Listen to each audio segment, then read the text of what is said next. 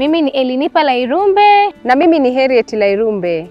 Sisi ni Niches Products. Sisi Niches Products tunajihusisha na uongezaji wa thamani kwenye bidhaa za chakula ambazo ni pilipili za matunda, sosi ya nyanya pamoja na achari za matunda ambazo ni organic.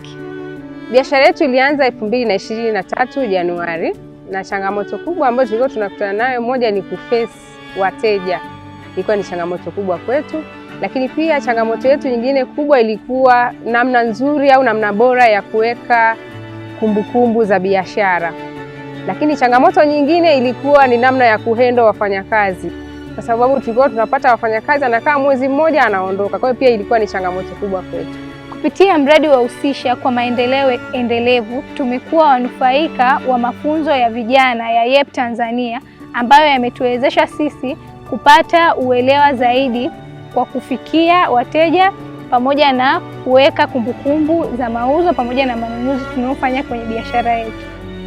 Tulijifunza namna bora ya kusimamia kiwanda, namna bora ya kusimamia wafanyakazi, namna ya kumanage taka au waste management katika kiwanda.